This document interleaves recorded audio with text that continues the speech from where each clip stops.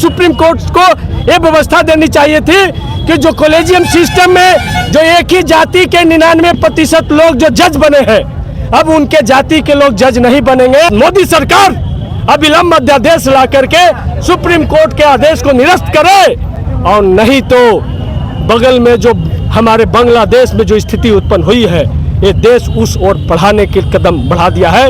और चिराग पासवान और जीताराम मांझी जी जो आरएसएस के भोपू बने हुए हैं, आपसे हम लोग यहाँ से कड़े शब्दों में डिमांड करते हैं कि आप यदि अध्यादेश सरकार नहीं लाती है तो मोदी सरकार से वापस आइए, नहीं तो आने वाला दिनों में आपको भी ये समाज आपके भी घरों को घेरेगा। आप एकल एजुकेशन सिस्टम, राष्ट्रपति का बेटा, भंगी की संतान, सबकी शिक्षा एक समान लेकर के आइए।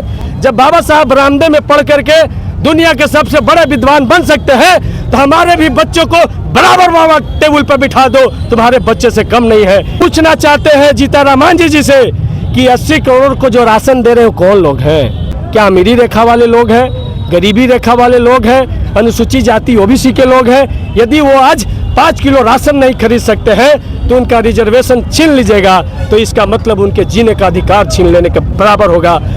1932 का पूना पैक्ट है, जिसके तहत आज जिनके साथ छुआछूत के आधार पर जिनको आरक्षण मिल रहा था, मैं माननीय सुप्रीम कोर्ट से पूछना चाहता हूं, क्या छुआछूत खत्म हो गया? यदि छुआछूत खत्म हो गया तो पूर्व राष्ट्रपति रामनाथ कोविंद जब जगन्नाथपुरी के मंदिर में जाते हैं तो मंदिर क्यों धोया जाता है? जब जीताराम मांझी मुख्यमंत्री बन के मधुबनी के मंदिर में जाते हैं तो मंदिर क्यों धोया जाता है? दलितों को मूंछ और घोड़े पर चढ़ने पर क्यों प्रतिबंध है? तो ये आरक्षण कोई गरीबी उन्मूलन प्रोग्राम नहीं है। संविधान सभा में एक लंबी चर्चा बहस हुई और बाबा साहब ने ये जिनके साथ छुआछूत होता था उनको अनुसूचित जाति बनाया, उनको एक माना और उनको ये रिजर्वेशन देने का काम किया। कायदे से सुप्रीम कोर्ट को ये व्यवस्था देनी चाहिए थी कि जो कॉलेजियम सिस्टम में जो एक ही जाति के 99% लोग जो जज बने हैं, अब उनके जाति के लोग जज नहीं बनेंगे जब तक उनसे नीचे वाले राजपूत, भूमिहार, लाला और जो जाट, शेख, पठान, ये तमाम लोग जज में बराबरी नहीं कर लेते हैं, तब तक ब्राह्मण जाति के लोग जज नहीं बनेंगे। लेकिन वो दलितों के आरक्षण पर छुरा चलाना चाहते हैं, उनको खत्म करना चाहते हैं, क्योंकि ये सुप्रीम कोर्ट का अधिकार नहीं है। जो आर्टिकल 341, आर्टिकल 342 कहता है कि आरक्षण में विचार करने का अधिकार या तो संसद को है या राष्ट्रपति को है कि उसमें कौन रहेगा कौन नहीं रहेगा, उसमें क्या किया जाएगा या नहीं किया जाएगा। इसमें सुप्रीम कोर्ट का इसलिए निर्णय गैर संवैधानिक है। इससे पूरे अनुसूचित जाति, SC, ST, OBC 90% लोगों में भारी आक्रोश है, असंतोष है। और मोदी सरकार अविलंब अध्यादेश ला करके सुप्रीम कोर्ट के आदेश को निरस्त करे, और नहीं तो बगल में जो हमारे बांग्लादेश में जो स्थिति उत्पन्न हुई है, ये देश उस ओर बढ़ाने के कदम बढ़ा दिया है। और चिराग पासवान और जीताराम मांझी जी जो आरएसएस के भोपू बने हुए हैं, आपसे हम लोग यहाँ से कड़े शब्दों में डिमांड करते हैं कि आप यदि अध्यादेश सरकार नहीं लाती है तो मोदी सरकार से वापस आइए, नहीं तो आने वाला दिनों में आपको भी ये समाज आपके भी घरों को घेरेगा, आपको भी सड़क पे निकलने नहीं देगा। ऐसी स्थिति उत्पन्न होने जा रही है। यही आज हम आक्रोश मार्च के माध्यम से गया जिला के तमाम अम्बेडकरवादी छात्र नौजवान आप मांग करने आए हैं। महामहिम राष्ट्रपति प्रधानमंत्री के नाम ज्ञापन जिला पदाधिकारी को देने आए हैं कि अविलंब अध्यादेश ला करके इस पर रोक लगाए, और नहीं तो ये जातीय हिंसा के तरफ, गृह युद्ध के तरफ देश बढ़ेगा। ये हम चेतावनी भी देने आए हैं। इसलिए हम लोग शांतिपूर्ण तरीके से आज आए हैं और 6 अगस्त आज झांकी है, सही 21 अगस्त अभी आना बाकी है। इसलिए 21 अगस्त आने से पहले सरकार चेत जाए, अध्यादेश लाए। सत्र चल रहा है, यदि 370 हटाने के लिए आप कानून ला सकते हैं। यदि आप जो सुप्रीम कोर्ट में निर्वाचन आयोग की नियुक्ति के लिए व्यवस्था देता है उस पर अध्यादेश ला सकते हैं। जब 2 अप्रैल 2018 को SC, ST, एट्रोसिटी एक्ट जब सड़क पर उतरते तो आप अध्यादेश ला सकते हैं, तो इस पे भी आपको अध्यादेश ला करके जो पनप रहा गुस्सा है उसको शांत कराइए और जाति आधारित गणना करा के जिसकी जितना संख्या भारी उसकी उतनी हिस्सेदारी तय कीजिए। आपने कहा कि बांग्लादेश जैसी स्थिति हो जाएगी अगर अध्यादेश नहीं लाए, तो ये क्या उचित है इस तरह का करना? नहीं, अगर संविधान से देश नहीं चलेगा, जो संविधान में एक व्यवस्था है, या तो जातीय व्यवस्था को खत्म कीजिए। देश में जो नई शिक्षा नीति लाए, भेदभाव वाली शिक्षा नीति, आप एकल एजुकेशन सिस्टम, राष्ट्रपति का बेटा, भंगी की संतान, सबकी शिक्षा एक समान लेकर के आइए।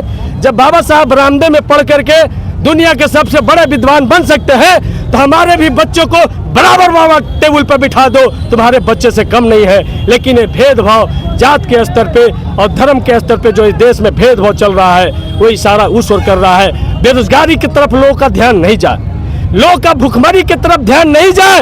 यही कहते हैं कि भाई ये जो आबादी है मुट्ठी भर लोग हैं, तो हम पूछना चाहते हैं जीताराम मांझी जी से कि 80 करोड़ को जो राशन दे रहे हो कौन लोग हैं? कौन लोग राशन है? क्या अमीरी रेखा वाले लोग हैं, गरीबी रेखा वाले लोग हैं, अनुसूचित जाति ओबीसी के लोग हैं? यदि वो आज 5 किलो राशन नहीं खरीद सकते हैं तो उनका रिजर्वेशन छीन लीजिएगा, तो इसका मतलब उनके जीने का अधिकार छीन लेने के बराबर होगा।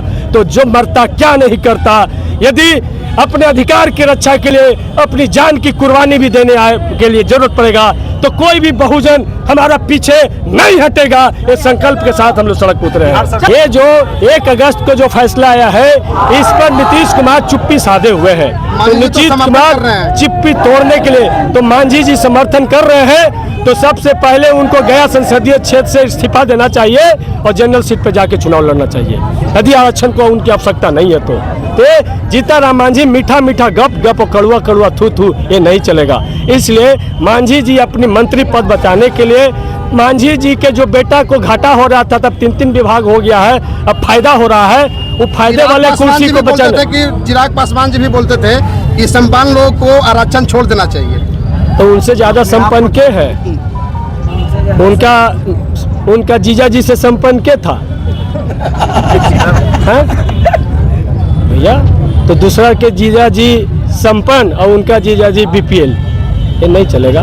इसलिए चिराग पासवान जी समय के नजाकत को समझ जाएं, नहीं तो राजनीति सबका खत्म होने जा रहा है। और ये दुकान जो खोल करके बैठे हैं, ये बहुजन एजेंडे, ये SC ST OBC के लोग तमाम आप लोग का हथकंडा समझ रहे हैं कि आप अपने कुर्सी को बचाने के लिए RSS के किस तरीके से गलबहियाँ आप लोग कर रहे हैं। और दलित को डांटना और RSS को चाटना ये बंद करें, नहीं तो आने वाला दिन में उनको भी सड़क पर इसी तरीके से जवाब दिया जाएगा।